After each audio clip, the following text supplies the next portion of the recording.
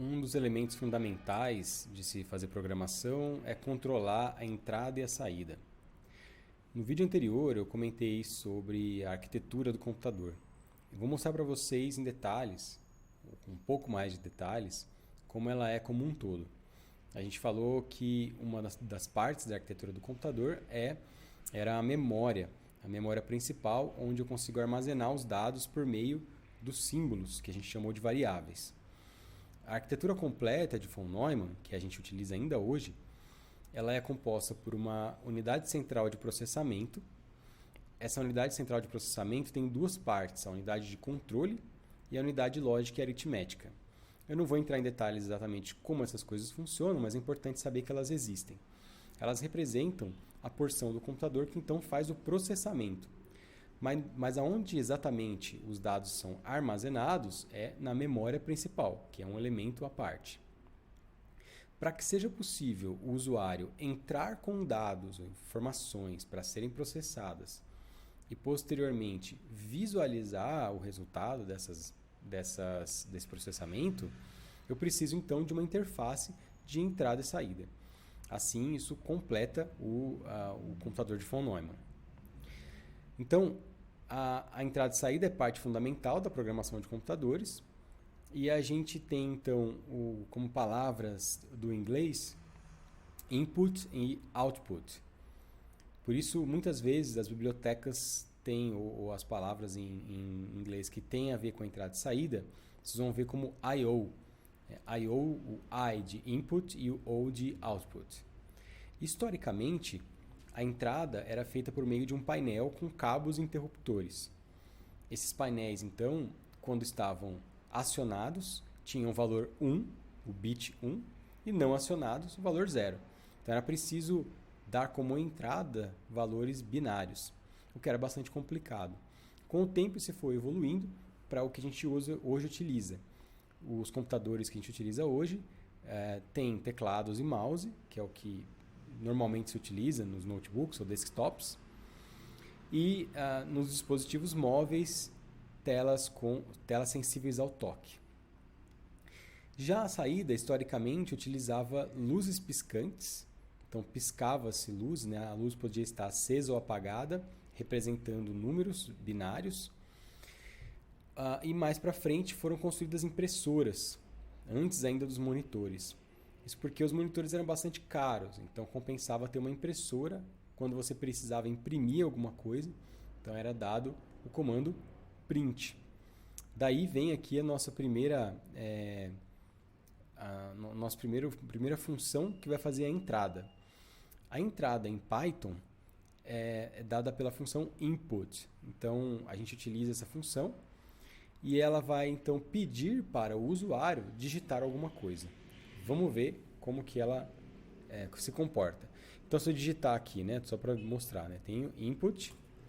Ele vai então abrir uma caixinha para mim, permitindo que eu digite ali nessa caixinha alguma coisa. Vamos digitar aqui o valor 50. Então a saída é 50. Esse é o resultado, né? Por enquanto a gente não fez nada com o valor que foi digitado. Mas para que eu possa fazer algo, para que ele não simplesmente receba esse valor e não armazene em lugar nenhum, eu preciso, é ideal que eu atribua a saída da função input a alguma variável, que é o que eu vou fazer nessa linha agora. Então eu vou dizer o seguinte: pega o que tiver aqui nesse input e atribui a variável com o nome variável. Então, vem aqui e digito 50. Agora repare que a saída aqui do input nem foi para o terminal aqui, para o out. Ela nem aparece, ela aparece agora dentro da variável, o que foi digitado. Quando a gente dá Enter aqui, vai aparecer na tela o 50, que é o valor da variável. Mas, em Python, toda entrada é assumida como sendo uma cadeia de caracteres, ou uma string. Então, quando eu quero fazer entrada de dados de maneira a ter outros tipos de dados, eu preciso converter esses dados. Então, a entrada em Python é meio chatinha mesmo, mas é algo que você tem que se acostumar. Toda a informação que eu capturo via teclado, eu preciso explicitamente converter para garantir que ela vai estar no formato certo. Então, por exemplo, eu posso criar aqui um input, né? Então eu tenho aqui uma função input, e aí eu coloco ela dentro de um parênteses com um tipo desejado aqui do lado de fora. Então o que eu estou fazendo é o seguinte, ó, pega o que vier do input e converte para inteiro. É isso que ele está fazendo aqui. Então se eu venho aqui e dou Enter, eu digito 50, agora esse resultado não é mais uma string 50, uma string com o valor 5, a caractere 5, caractere 0. Ela é efetivamente um número 50, sendo interpretado na memória do computador. Vamos fazer a mesma coisa, só que convertendo para float agora. Então, o que vai acontecer? Digitando 50 também. Vamos verificar o que tem nessas variáveis. Ó. Então, eu tenho a variável... Eu tinha antes, né, a variável, lá em cima, por falta de nome melhor, criatividade 0, né? Então, olha aqui, o que tinha na variável era 50, entre aspas. Isso significa que é uma string. Num int 50, sem aspas, e num float 50 com ponto. Né? Isso significa que é um tipo float, tem casas depois da vírgula aqui. O que é interessante disso? Se eu tenho a variável num float, por exemplo, eu consigo somar o valor 1 nela. Ou, por exemplo, dividir ela por 2. E ela vai continuar sendo... Vou continuar podendo fazer essa operação. Já uma variável num int, se eu somo 1, ela é uma variável inteira ainda. E se eu tentar somar 1, por exemplo, na variável aqui, ó, essa variável aqui, o que vocês acham que vai acontecer? Ele vai pegar esse 50, 50, somar 1, e o resultado vai dar 51, ou ele vai dar um erro? Então, ele dá um erro, porque no caso de uma string, o mais não é uma operação aritmética válida. Então, eu não consigo misturar o tipo inteiro, nós já tivemos esse erro no passado, né? Com o tipo string, né? Não dá certo. Muito bem, então para isso que eu preciso fazer a conversão correta dos valores. Vamos pegar aqui uma segunda variável, né? Também convertida aqui para inteiro. Então vamos pegar aqui agora e forçar aqui, eu vou digitar um número float e tentar converter para inteiro. Ele vai dar erro. Tá? Então, essa conversão também já permite que a gente veja se o que o usuário digitou bate com o que eu estava esperando. Se não bater, ele já dá erro. Futuramente nós vamos ver como tratar esse erro, mas por enquanto, para a gente saber a origem dos erros. Tá? Então, apesar da conversão, eu tenho que garantir que o que foi digitado tem o tipo correto, senão ele pode dar problema. Mesma coisa aqui se eu tentar digitar um nome, né? Também ele não vai dar certo. Ele está tentando converter para um inteiro, na base 10, né, um dígito, e não consegue a partir, por exemplo, dessa palavra aqui, nem de um número como esse. Bom, o que eu faço quando a entrada que eu quero é uma string? Então, eu quero digitar uma palavra e eu quero que isso seja armazenado numa variável. Bom, aí, apesar de que o input ele retorna uma string, para eu garantir que eu não tenho problemas de caracteres terminadores, isso nós vamos ver mais para frente, tá? Mas não tem como evitar de falar aqui, eu posso converter para string explicitamente, né, que seria essa primeira parte, e usar uma função chamada de rstrip, ou rstrip. Essa função vai remover outros caracteres indesejados. Então, quando eu digito aqui, ele retorna o que eu preciso, né? Eu vou só conferir. Então, beleza, está tudo certinho. Bom, essa é a entrada de dados, né, por meio da função input. A saída, como a gente comentou antes, que era feito pela impressora, então ficou caracterizada aqui a função print, porque as primeiras linguagens de programação de alto nível foram desenvolvidas num contexto em que as impressoras eram utilizadas como saída. Então, quando eu uso a função print, eu passo aqui dentro do parênteses qualquer coisa que eu queira imprimir. Então, por exemplo, essa frase será impressa. Notem que a saída é ligeiramente diferente de eu não usar o print. O que é diferente aqui? Ó, tem esse out aqui. Esse out é uma saída do terminal Python, mas não é uma saída preparada para um terminal genérico, para um monitor genérico. Ah, tudo bem, você pode dizer, estou confuso, não entendi nada que você me falou agora. Tá, é normal. Tá? Futuramente a gente vai ver direitinho, mas basicamente o que eu quero dizer é que se você faz um programa em Python efetivamente e você quer mostrar alguma coisa para o usuário do programa em Python, você deve usar o print. Do contrário, isso não apareceria na tela. E esse tipo de dado aqui só aparece quando a gente está em fase de desenvolvimento dos programas e não em produção, não quando ele está rodando efetivamente para um usuário. Tá? Então isso aqui é para a gente programador que aparece, para o usuário não. Posso imprimir valores? Posso também. Né? Ele também imprime na tela aí o valor, nesse caso 3333. Bom, como é que eu faço agora para exibir valores de variáveis? Por exemplo, eu tenho aqui a variável A e B. Eu tenho duas opções. Eu posso separar os valores das variáveis usando vírgula.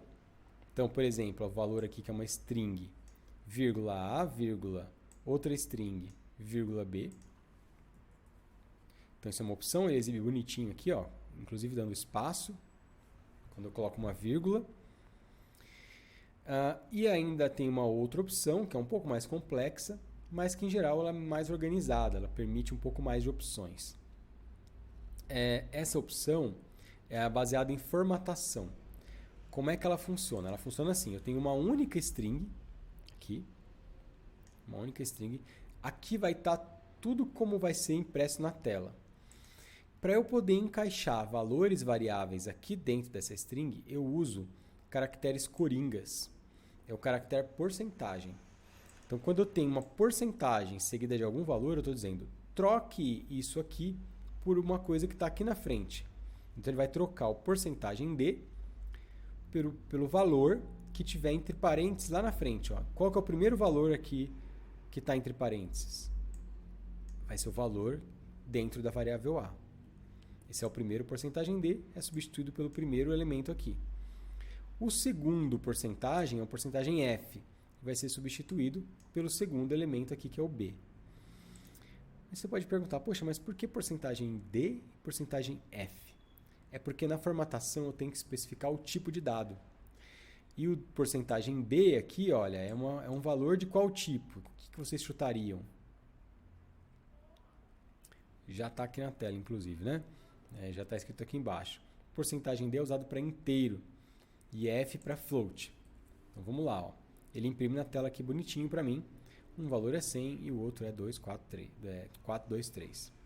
Eu posso também usar valores. Então, um outro valor é porcentagem D de novo.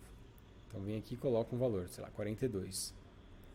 Então na ordem aqui ele vai pegar A, B, 42. Se eu inverter, é lógico que ele vai inverter também. E aí exibir aqui de outra forma. A gente tem que tomar cuidado para não ter problemas, porque aqui o 42 está sendo exibido como float, apesar dele ser inteiro, e o B, que é um valor float, está sendo exibido como inteiro. Então cuidado aí na hora de você programar. Muito bem, vamos deixar assim. Note então, né, que aqui o caractere porcentagem D foi substituído pelo um coringa de uma variável inteira, de um valor inteiro, e porcentagem F de um float. Quais coringas existem para quais tipos de dados? Para o int temos porcentagem D, o D vem de decimal, ou porcentagem I. Float, porcentagem F, char, porcentagem C e string, porcentagem S. Vou fazer aqui um exemplo um pouco maior, com variáveis diferentes para mostrar para vocês como funciona. Então, se eu tenho a variável C, é igual a x, variável S, então a variável C tem um caractere só, variável S tem uma string, a variável I tem um número inteiro, a variável F tem um número com caso decimal. Vamos pôr aqui 0.301. Então são esses os valores aqui que eu quero mostrar. Vamos usar print aqui, ó. Vou usar o print caractere porcentagem C. Coloco então porcentagem e entre parênteses var C. Então ele exibe para mim o x aqui, que está armazenado na var C. Vamos seguir fazendo as outras aqui. Então, dando aqui Ctrl C, Ctrl V. Cuidado, tá? Ctrl C, Ctrl V é um dos piores inimigos do programador. Então, a gente pode esquecer coisas facilmente. String, porcentagem S. Por exemplo, né, se eu esquecesse aqui, né, ficava o C. S. Funcionando. Print. Inteiro. Porcentagem I. Porcentagem var I. E vamos pegar dois inteiros aqui, I 1 e 2. E o outro inteiro tem o valor 33. Inteiros. Porcentagem I e porcentagem I. Var I1, var I2. Então tá aqui bonitinho. Finalmente, float. Porcentagem F. Porcentagem var F. Mostrou aqui na tela. Então, a gente consegue combinar diferentes formatações aqui desse jeito. Eu também tenho uma opção, né, e aí porque é formatado, de fazer algumas formatações numéricas. Então, eu vou pegar aqui os inteiros, ó, por exemplo, né, se eu tenho os inteiros, eu posso especificar quantos dígitos ele vai exibir. Então, ao invés de simplesmente porcentagem D, que por exemplo pode ser um inteiro, var I1, que ele vai exibir, desculpa, printf aqui vem da linguagem C. Eu posso dizer o seguinte, ó, preenche para mim com zeros até 4 dígitos. Então, esse 04D vai exibir 4 dígitos sempre. Se o número não tiver 4 dígitos, ele preenche com zeros. Então, vai ficar assim, ó. Vai, meu amigo. 0001. Então, eu consigo alinhar, por exemplo, diferentes variáveis. Então, se eu tivesse ainda uma terceira variável aqui, var I3, com valor 1992, eu poderia deixá-las todas alinhadas. Então, como essa aqui tem 4 dígitos, ele não preenche com 0.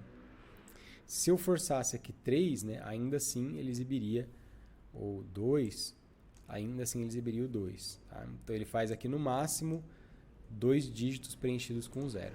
Vamos deixar tudo 4 aqui para ficar tudo bonitinho. Essa formatação também pode ser feita com float. Só que o float tem a ver com as casas decimais. Então, eu posso dizer o seguinte, ó, exibe para mim só 2 casas decimais. Então, ele vai exibir 1,00. Reparem que ele está até ocultando o 1 que tem aqui. Para acessar esse 1, eu teria que exibir com 4 casas decimais. Vamos alterar essa var f, F2 aqui. Vou ver 1,000,009, por exemplo. Então, se eu exibo com 3 casas decimais, 0,9. Com 2 casas decimais, 0,1. Então, ele está arredondando esse número. Nesse caso, ele arredondou aí. O arredondamento foi para cima. Até com 0,05, com 0,06, ele arredonda para 1. Então, essa é a ideia aí do arredondamento, ele utiliza para as casas decimais que eu especifico aqui no porcentagem F. Vamos fazer um exemplo completo agora. Ó. Isso vai exigir mais daqui da gente. Se você quiser pausar esse vídeo e tentar resolver isso aqui sozinho no seu notebook, é uma boa. Tenta fazer isso. Então, vamos fazer o seguinte, um programa que vai calcular a seguinte equação, a ao quadrado mais b sobre c mais 1,45 vezes b. O que o programa tem que fazer? Ele tem que mostrar na tela o resultado desse cálculo. Mas, da onde vem a, b e c? Eles devem ser dados como entrada, pela função input. Sendo que a é um número inteiro, b e c são números ponto flutuante. Vamos lá, tenta fazer. Dá pausa aqui nesse vídeo, tenta fazer aí sozinho. Já fez? Espero que sim, tá? É importante vocês treinarem.